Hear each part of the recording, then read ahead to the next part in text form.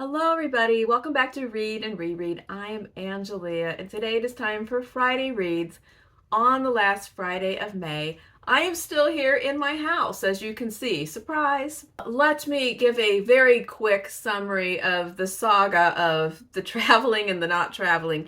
So if you did see my community post the other day, I was all set to make a video on Wednesday morning. On Tuesday night, I had it all, the books were ready. And then I woke up on Wednesday morning, we found out that my father-in-law was in the hospital. We live in South Texas. He lives in North Texas. It is, well, the length of the drive varies. We have an electric car, so you have to factor in the charging. So it's like a 7-hour drive that turns into 9 once you stop and charge a few times. So we packed, we were ready to go, but then we found out, wait, they're actually going to release him. So basically, he has several things that need to be tended to over the summer.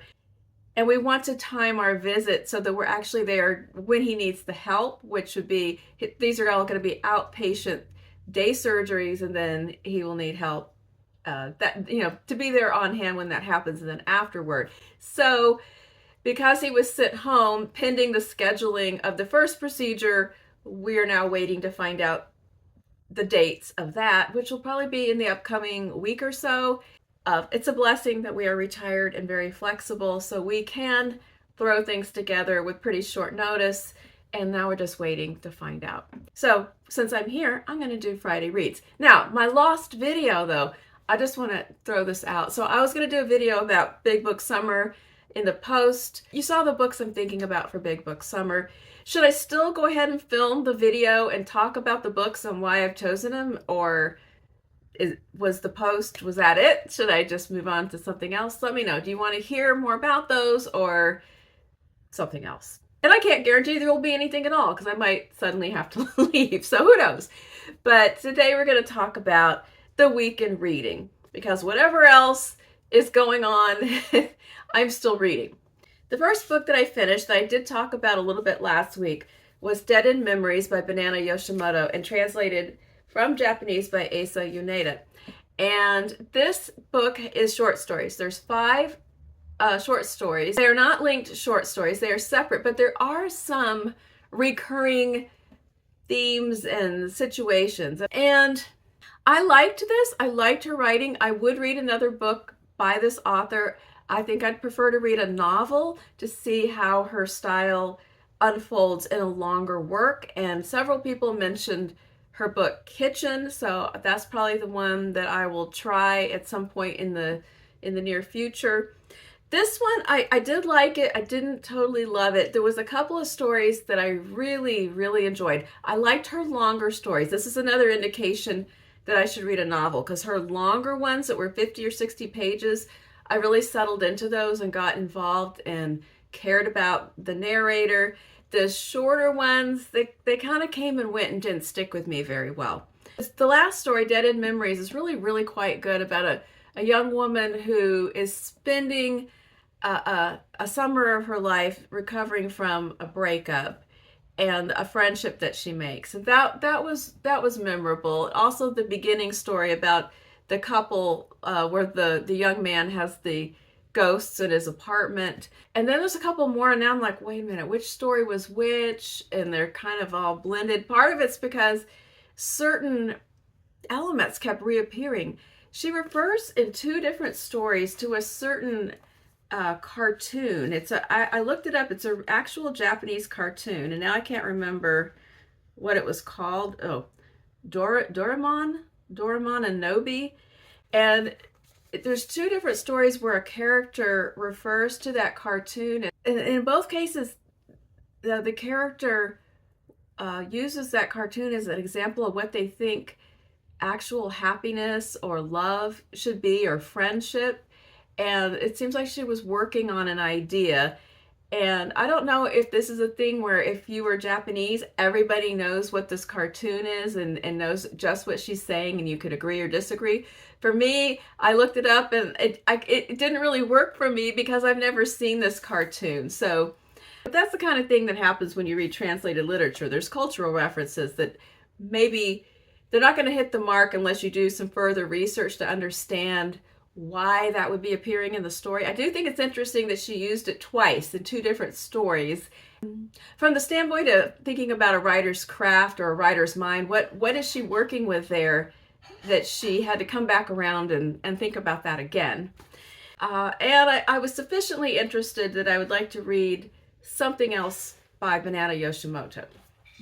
Another book that I finished this week is also a work in translation, and that was Dear Dickhead, a French novel by Virginie Despentes and translated by Frank Wynne. And I read this as a buddy read with Louise, a viewer, my friend in Australia. And it was just a really good selection for reading with someone else and talking about it, because there's just a lot of ideas and the characters were prickly and difficult and kind of unlikable, but sort of interesting. And so I've talked about this one a couple of times, but it's an epistolary novel. It's written in emails, and then there's one character whose parts are what they have in their vlog posts. Oscar, who is a novelist in his 40s, he writes crime thrillers, and his latest book's coming out, but he's also been hit with a Me Too accusation by Zoe, who is a younger woman who was his editor at one time 10 years ago, and now she is talking about her experience with Oscar. She was triggered to start talking about this in her social media because Oscar chose to write a very rude and unflattering post about Rebecca, who is a French actress who is about 50 years old, and basically criticizing her for aging, the audacity of it all. He saw her in public and she looked older and she had gained weight. And then, so Dear Dickhead is the beginning of Rebecca's reply to Oscar for his rude post. And she just kind of tears him a new one. But then they start a correspondence that, curiously enough, grows into a friendship. What this novel is largely about, this was interesting because in my description in the, this thingy, it doesn't really mention that this book has a lot about addiction and recovery.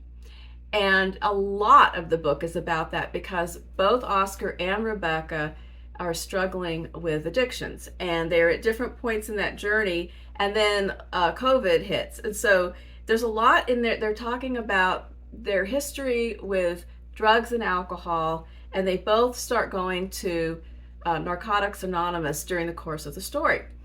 And my book doesn't say anything about that, but Louise's did in a different edition. It did mention it. So I was surprised that so much of the content was about that part of their journey and what it meant to them in their lives and how it changed things and how it was a commonality between them. So it wasn't, instead of it just being he said something really inappropriate and then she responded and then that was the end, they actually moved past that and got into deeper materials. Also, they had sort of a background because Rebecca used to be friends as a teenager with Oscar's sister, who is also kind of a minor character that comes into the plot. So some of the other themes besides addiction this book is about, there's the Me Too situation, the recent history of that, Oscar's response to what happened, Zoe's version of what happened, sexual harassment as a topic in general, behavior between men and women in general, feminism, and what it means to different women of different ages and different viewpoints, what it means to men. Oscar has a young daughter, and he hasn't really been a particularly active parent, and he starts to think about that differently. And then COVID comes along, and we experienced lockdown in Paris. It's always kind of interesting to see what was going on for people in different places during that time. I'm probably forgetting some things because it's really quite full of different things. There was a lot to talk about. There was a lot of things. There was things that resonated. There was things we disagreed with. Some of the characters' points of view. They were difficult people. It was definitely a character novel because all it was their voices and their representations of themselves, their unreliability, the progress that they made. And it wasn't as funny. We thought it was going to be funnier because it sort of presented in the title. You think, oh, this is going to be sort of scathing and hilarious. And it really wasn't like that. There were funny parts or funny lines, but overall it was more serious than that. So Dear Dickhead, it was a success. It was a great buddy read. Another book that I finished this week, I got the jump on my own project. So Endless Drama is a project that I'm hosting on Discord where we're reading 2 plays from the 20th and 21st century each month, except this month there's only 1 play because it's a longer 2-part play, The Inheritance by Matthew Lopez. And I'm not going to talk about it right now because it's the June selection and I read it early and we have not even barely talked about it on the Discord, so I don't want to spill it out now. It was published in 2018. It is very much of the time. I will say it is set, the characters in the play are responding to, it feels like in real time, that moment between the Obama administration and then going into the first Trump administration. And their distress at that happening was, I remember it well, and I'm thinking, oh no, I need to send them a postcard to save some of their internal reserves for what's coming next. It's about a group of gay men in 2016, 2017. It focuses on one particular couple, Eric and Toby, and their group of friends. And it explores their relationships, where they are in the world today. They're in New York City in a broader context, and the experiences of the older men they knew versus the way that they live. There is a parallel or a tie-in and inspiration with Howard's End by E.M. Forster. Forster's actually a character, sort of a our town manager type character in this play. And the character Morgan, which I guess is what Forster's friends called him. Like he actually walks around and speaks in the play. And then the Howard's End plot and character elements, I'm not going to talk about it right now, but they're in this play as well. I have quite a few things to say about this, but I haven't said any of them yet in our actual discussion, so I'm going to wait. The next one, the last one that I actually finished this week, was a reread. When I read a book and I get to the end, sometimes I know right away that I will be rereading it. Other times, I don't know that yet. But this was one of the ones where as soon as I finished it the first time, I was really regretful that it had ended so soon and I knew I would be back. And when I reread it and got to the end, this sometimes happens and it's a special feeling. I don't know how rare it is because I'm kind of a chronic rereader, but it's a special feeling when you get to the end of the reread and I think to myself, oh, this is going to be one of those ones that I am perpetually going to come back to forever. I'm not done. I'm not done reading this.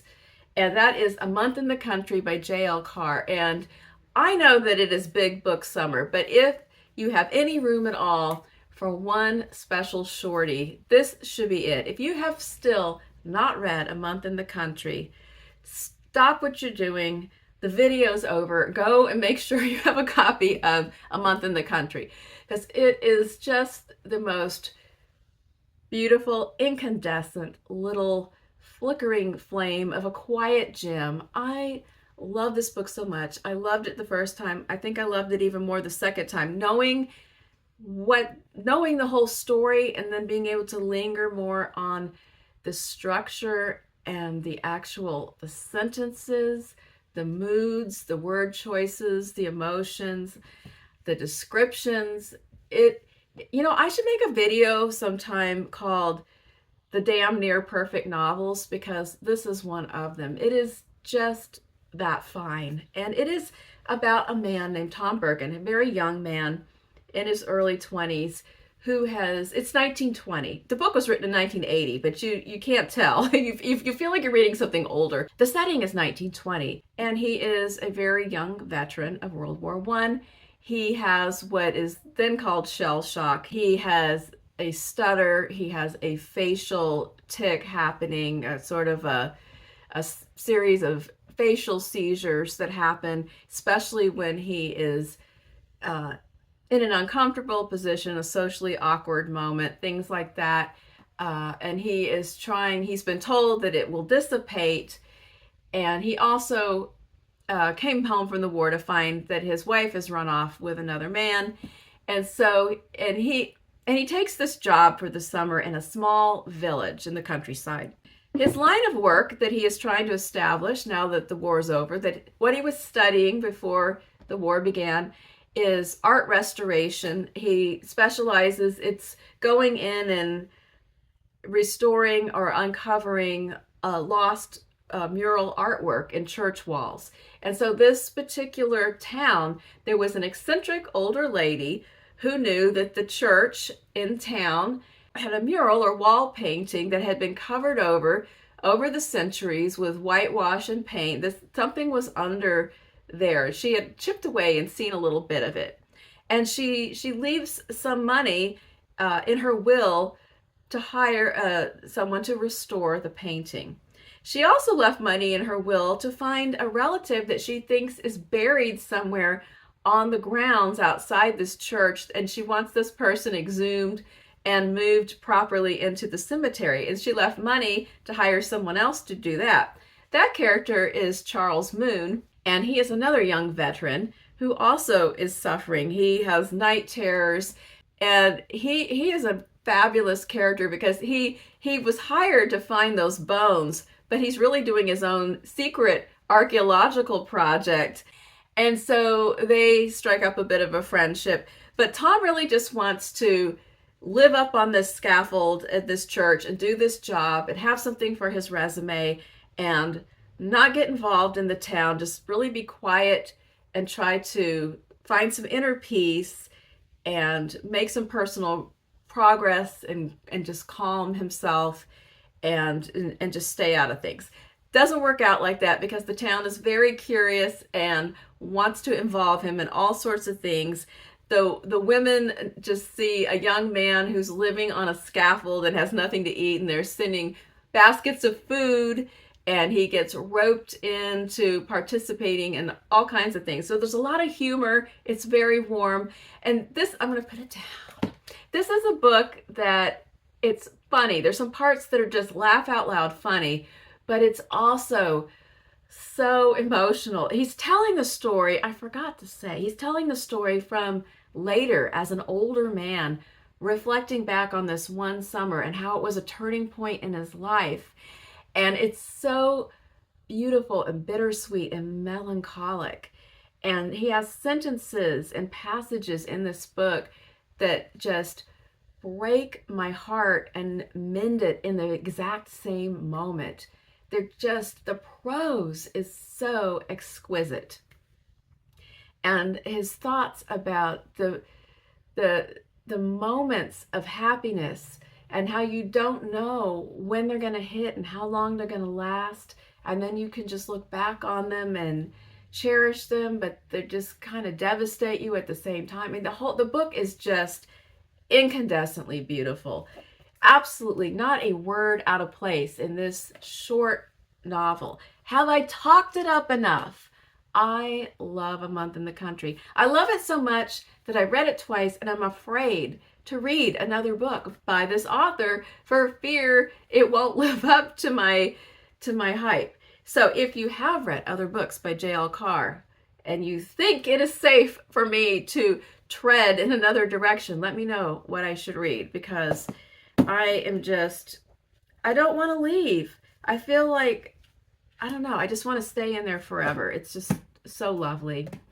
And there's also a movie of it. I watched the movie when I read it the first time, and it's a movie from the 80s, and I think it's Colin Firth's first role. He plays Tom Birkin, and Kenneth Branagh plays Moon, and then Natasha Richardson's in it in her first role as well. So, and you'll see other people that you have seen in many other British TV shows and movies that you will enjoy seeing as well. And they don't cover everything in the book, but they hit a lot of the best moments. All right, so that brings us up to currently reading.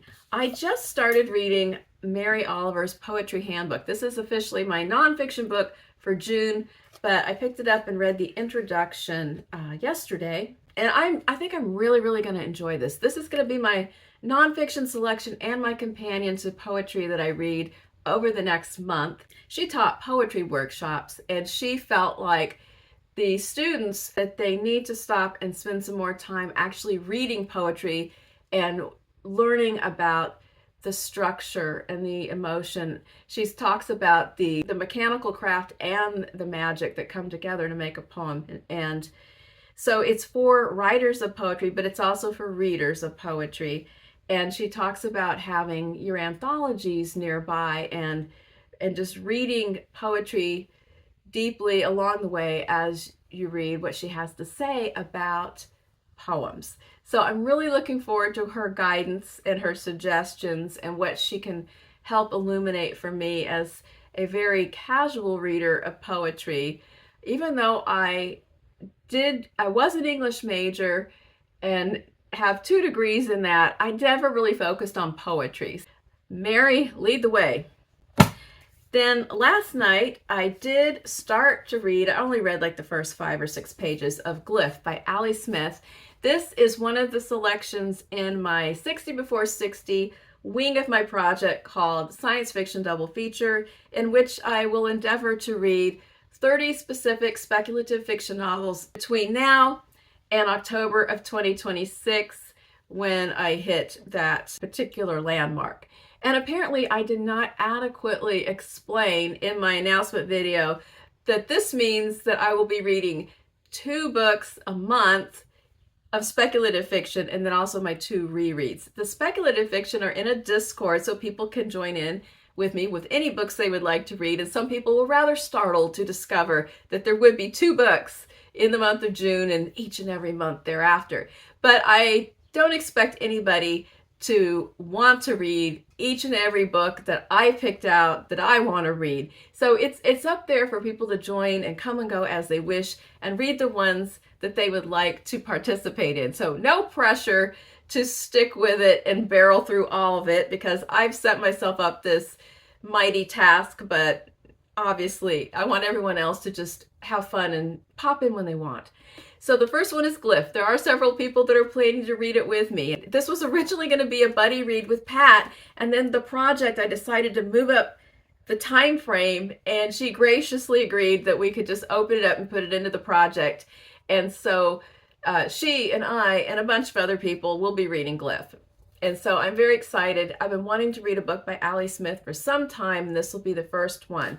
I only read 5 or 6 pages, but I'm already really intrigued. What I'm getting just from that very beginning is that, and I know this is going to be dystopian in some way, but I haven't figured out what's going on yet. But there are 3 children. The oldest one is a boy named Glyph, who apparently may be a teenager, and then 2 younger children. One's a girl, and the other one's our narrator, whose age and gender is not, I don't know what it is yet. And they're narrating, they've gone to visit their mother that's working at a fancy hotel, and she's wearing her sister's clothes and working in her sister's place, who apparently is ill.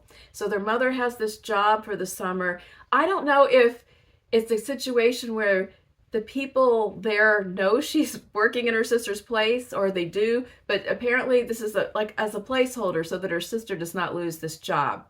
And there's a tense air when they go to see her, and she comes out to talk to them outside of this hotel. There's just a tension in the air about whether or not there is like a surveillance device. And then there's this description of our young narrator looking through the windows at the people eating in the restaurant of this hotel.